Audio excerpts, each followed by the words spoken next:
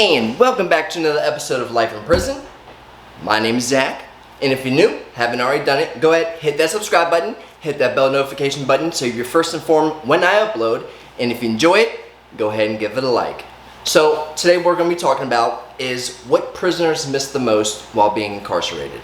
Everyone's got their own things that they pretty much miss doing whenever you're incarcerated. Some people miss their family, some people miss their jobs, some people miss their friends, cars, whatever it may be. So today we're going to be going back into prison, level 5 yard, with an inmate that is serving the last bit of a life sentence to get his input on what he has been missing the most during the past 14 years that he has been incarcerated. So big shout out to Stone Collective Podcast as always, along with sister channel Stone Collective Supply Company over on Instagram. Go ahead and check them out. Product is always fire. New drop coming soon, so make sure you don't miss that. As always, I send my utmost love, loyalty, and respect. Keep y'all's heads up, stay positive, and keep going. What's up? Hey, what's up, buddy? None. We just get done with count. Yeah, it's been slow. They've been moving people. Moving people? What, around from? Moving old people off of here. Oh, moving people within the prison. Yeah. Oh, shit. So, you been doing all right? Yeah, I've been doing okay. How's chilling. How's work been? Work? All right. I went yesterday. A lot of cleaning and stuff. Yeah. How about school? How's that been coming along? It's been going okay. They've been taking a couple of days off because they've been putting in cameras and shit. Cameras? Yeah, down in education. Now, I remember when I was there that there was a few. It wasn't really too many. I always remember we had a lot of issues with the education bathroom. Back in the day, as you know, people would go down the education bathroom and they meet up with their little boyfriends, and they'd either go in there and cop the diddy bop, or people would go in there and fight. You know what I mean? Yeah. They still having problems with that? No, not really. I mean, they still do it like they always done, but it's not really bad like that no more. They usually got a whole pod just for that now, so they're all content. He said they're all content. Oh, God. Now, do they have... I remember back in the day that there was B1, for instance, was the Chomo / rat dorm / old person's dorm, and then, dorm 1 was also like the old man's dorm. Has that changed? Is there certain sections for rats and people with sex charges? Well, it's pretty much the same, but I mean it's gotten bigger, so it's spread out into other dorms. I mean, just like this dorm is loaded with them too.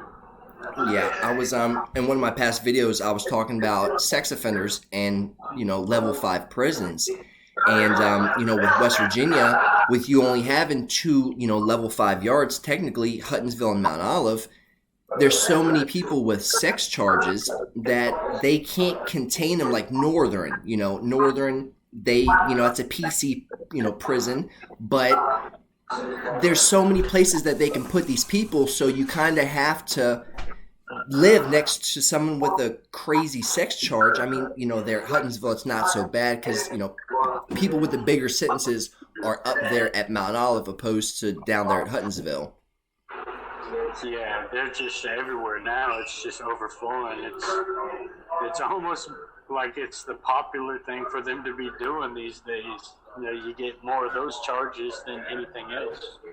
Yeah, and that's why I tell people too, there's a YouTuber out here that ended up getting in trouble, pimping a 14-year-old, and I tell people you have to be careful because there's a lot of people that they're messing with some girl, right? And most of the time we don't check for IDs. She might be 16, 17, look like she's 20, 30 years old, act like that, but at the end of the day, we're the ones that end up getting in trouble for it and have to go to prison and face the fact that you've got a sex charge in a level 5 prison, and that's always a no-go, That's a horrible life. Yeah, to live. no matter where you go, even after the fact, you're definitely going to have to technically register. I'd popped it up for my area around here from Martinsburg, and there was like 23 individuals within a 3-mile radius of where I lived, and you could just see all the little red dots, man. It was crazy. Wow. Mm. So That is crazy. let me ask you this: there's a lot of people that ask, while you were in prison, what did you miss the most? Some people would say food. Some people say their loved ones. Some people say working. What's some of the things that you miss doing the most and feel that now? Because once you've gotten older since being on the streets, do you feel like you've picked up anything new in prison that you might follow then to the streets? Yeah, I think the things that I miss the most, there's a long list, but I think being able to go see family whenever you want is a big thing. Just being able to have that interaction and physical contact with them, that's probably the biggest thing that's become a bigger thing for me here in the past, since I just recently lost both of my parents. Yeah, and I'm sorry to hear that. When did this happen? You said recently? Yeah, my dad was just like a couple weeks ago, and my mom, I think it was in January. I'm sorry for your loss. Now your family, you're from out west. You're Native American, correct? Yeah. All right. So which tribe was your family from, and did they live out west still? Yeah, my family lives out west, and for the longest time we lived on the Nez Perce reservation out there. But I'm Ojibwe. I'm Okay. Chippewa. And that reservation's out where we're from. My other family's out there in Minnesota. Okay. Now were you able to somehow? I know sometimes they give people these passes for loved ones' funerals and stuff like that. Were you able to see the viewing or the funeral either by phone, or were you able to fly out there? Yeah, I was able to do it by the tablet, but being there in person would have been the best thing. But I'm grateful for the tablets to be able to at least see and participate. And but if they were closer, there may have been a chance I would have been able to go. But being so far away, it was no go. Okay. Now, you said you used to live on a reservation. How was that as a kid? It's crazy. I wasn't Indian enough, and then I wasn't white enough. So I was caught in between. You was the in between? Yeah. Now, reservations and stuff, how are they set up? Is there like a council, people that politic and that kind of run that area? Yeah, they do got a tribal council, and they got laws and stuff for not only affect tribal members. It's just like a normal town. You got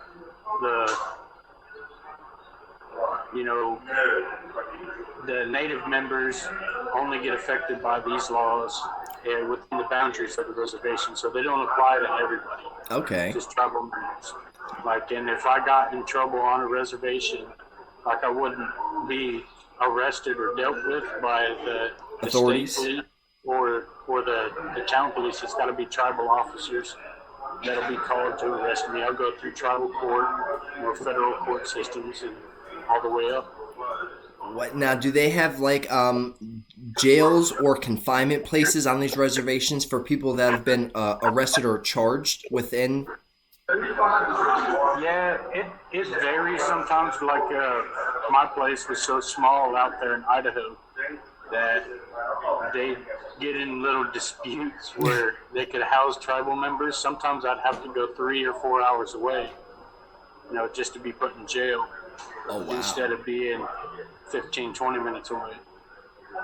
Oh my goodness. When did you end up moving out of, the reservation? I came out here before 2009. I say around 2007 or 2008 I came out here. Oh, wow. So you was out there for a minute.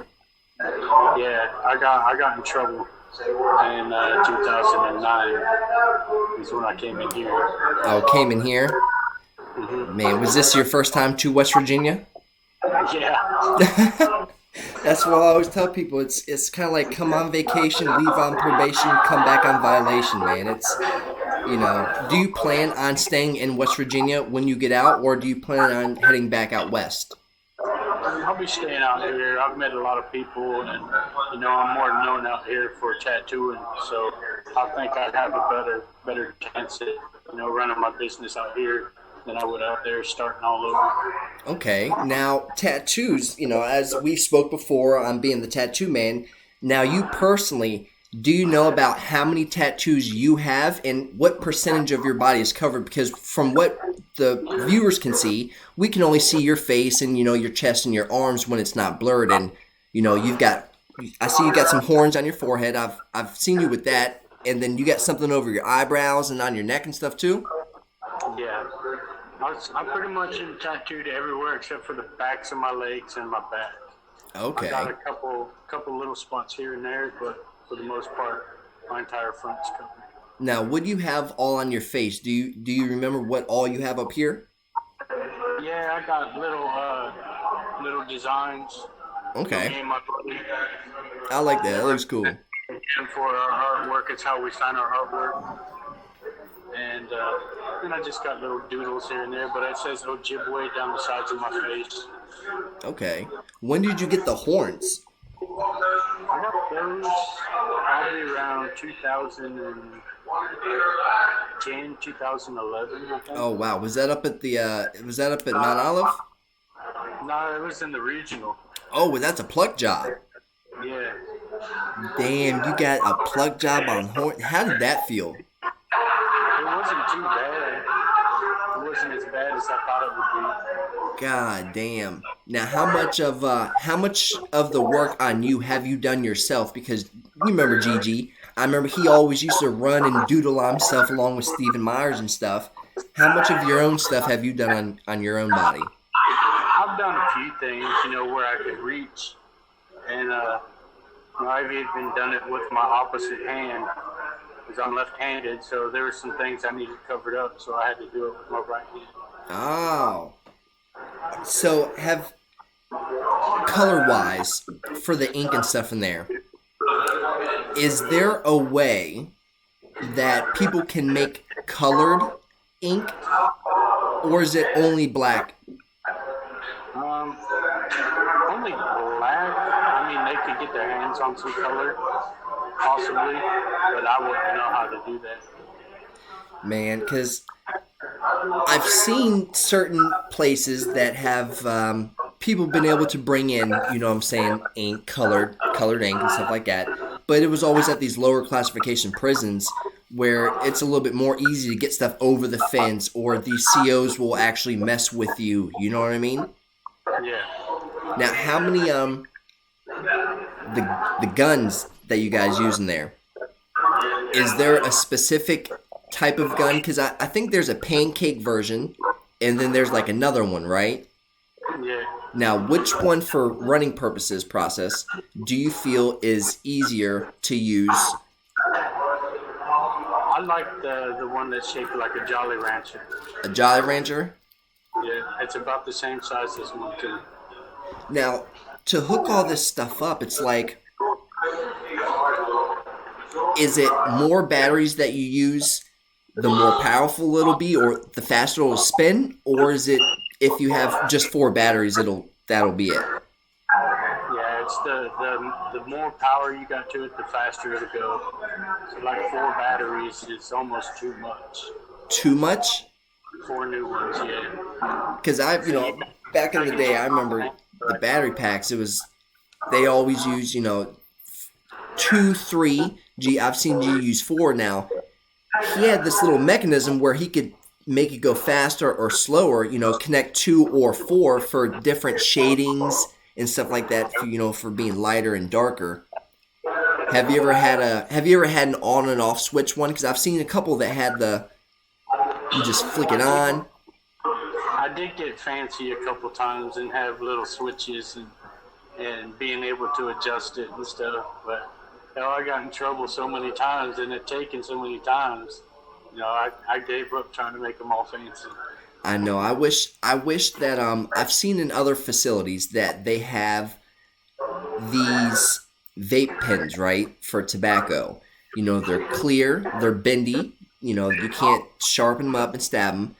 Do you feel that if West Virginia had went back to being able to smoke cigarettes within the penitentiary, do you feel that it would calm a lot of things down, or do you think it'd make things worse? I think it would calm people down, because being locked down like we are, it's very stressful, and there's always going to be people that smoke and are wanting to smoke. So I think it would be a good thing if they ever introduce that here in Huntsville. I would assume that, they would obviously be able to make money off of it.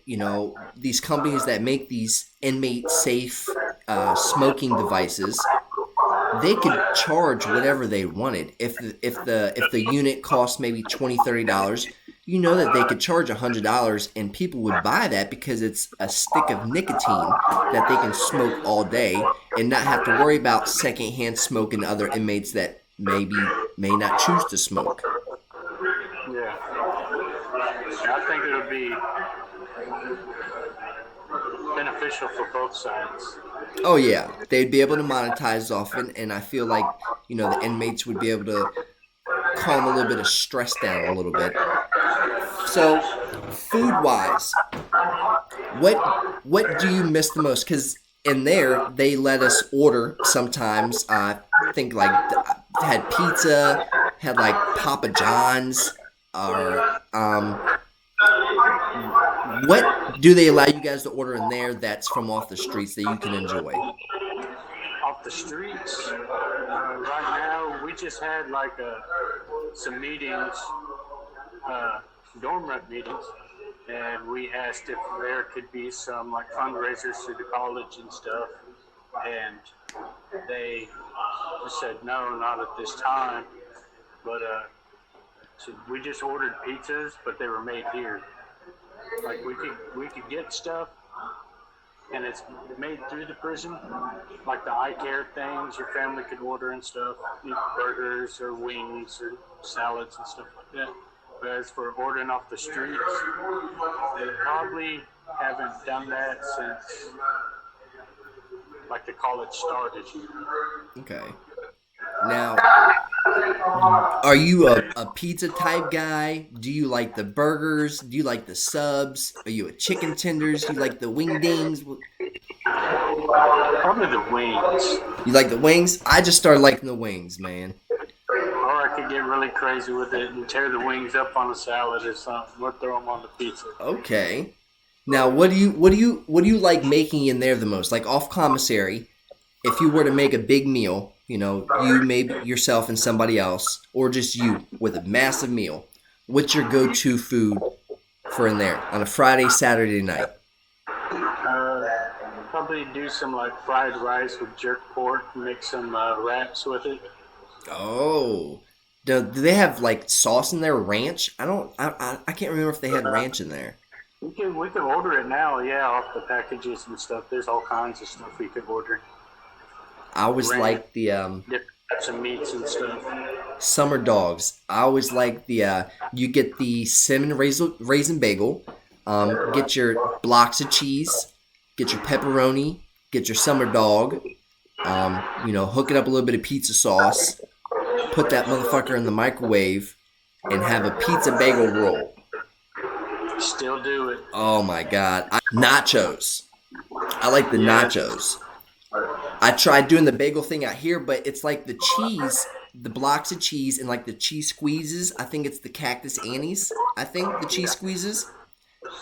They're not the same. The taste that I got accustomed to in there, I can't find the same tastes out here to try to copy it or mimic it.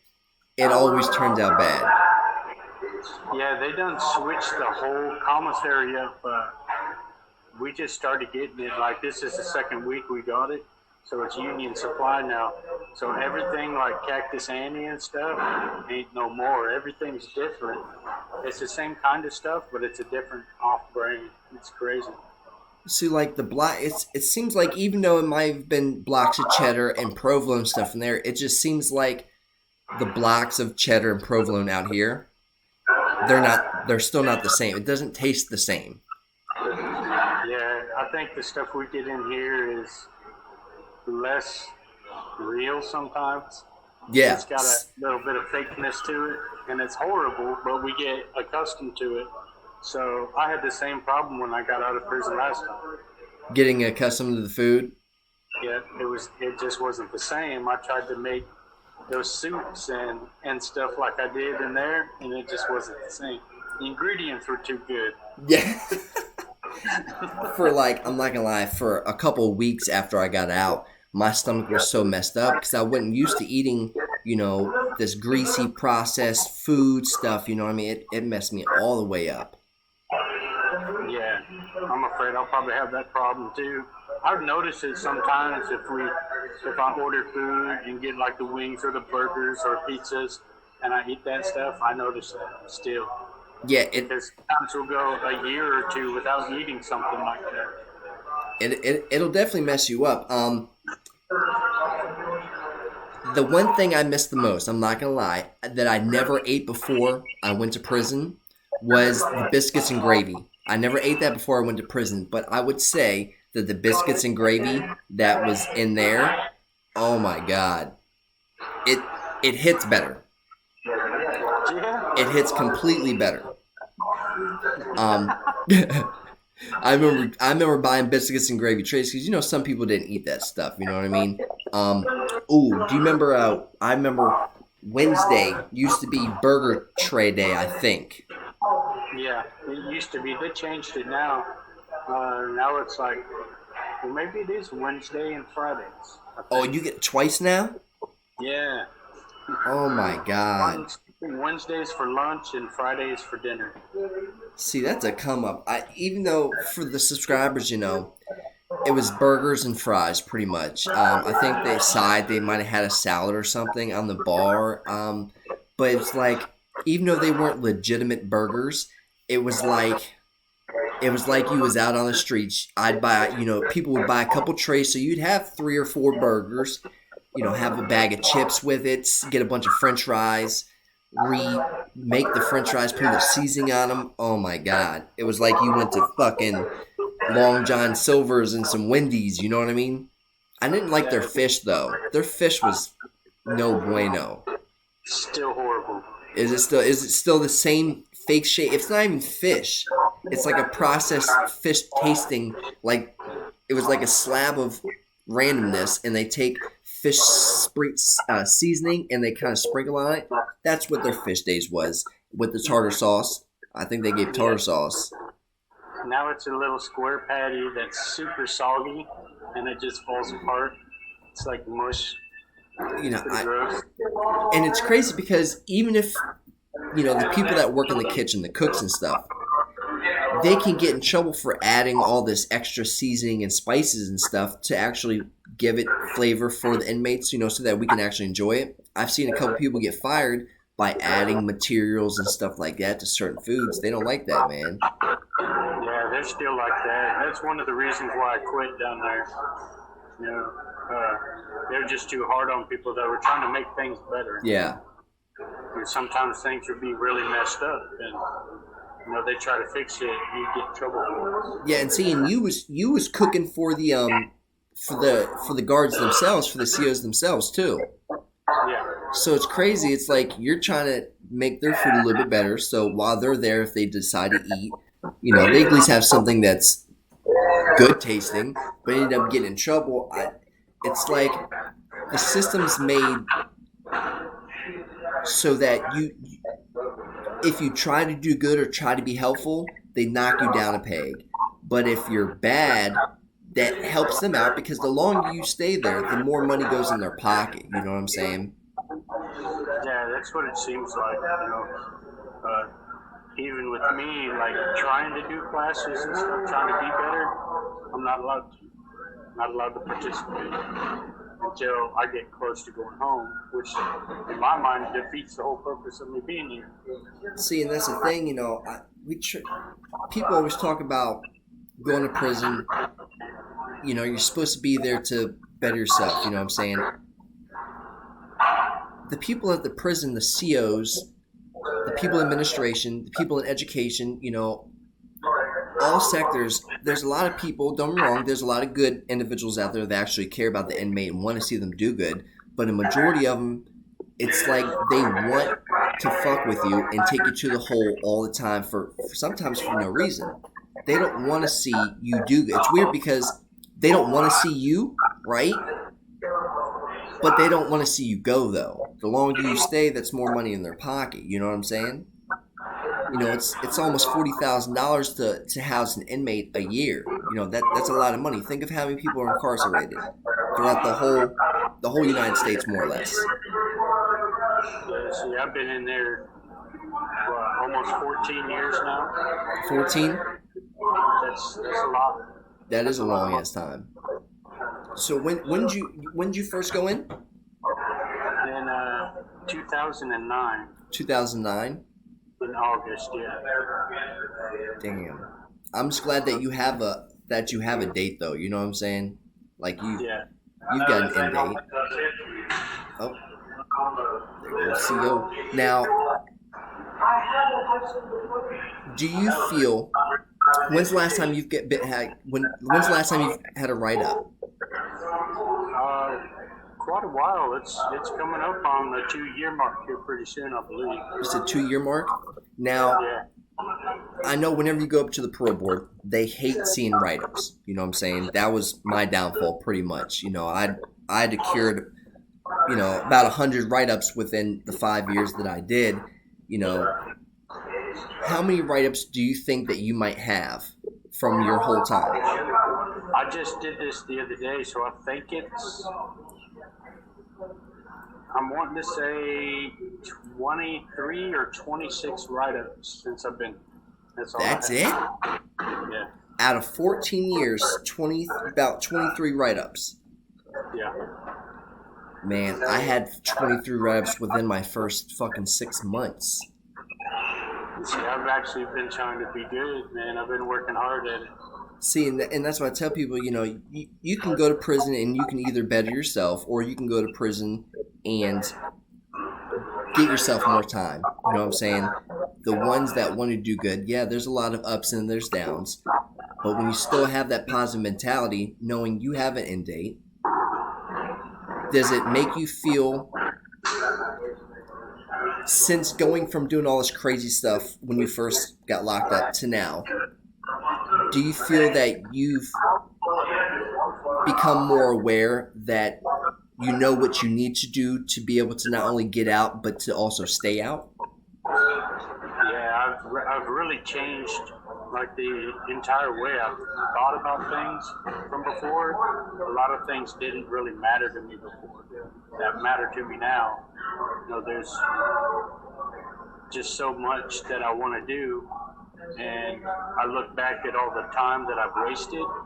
I've wasted some people's entire lifetimes. They never get to be as old as I have, and I've just, wasted it away in here. So I think about that a lot. But I've really found a lot of things that will actually help me, once I get out, to stay out as well. I'm glad that you've definitely come to understand that, my mindset was I wanted to be respected, and in my head, to do that, it was by violence, or it was by this. Like, it was by this. The only thing I'm doing is keeping myself longer, because at the end of the day, no matter what, the individuals that I'm trying to impress, they don't care if I come or if I go. So I'm glad that you've also seen that. I greatly appreciate your time, Chewy, as always. I hope you keep your head up and keep doing as you should, man.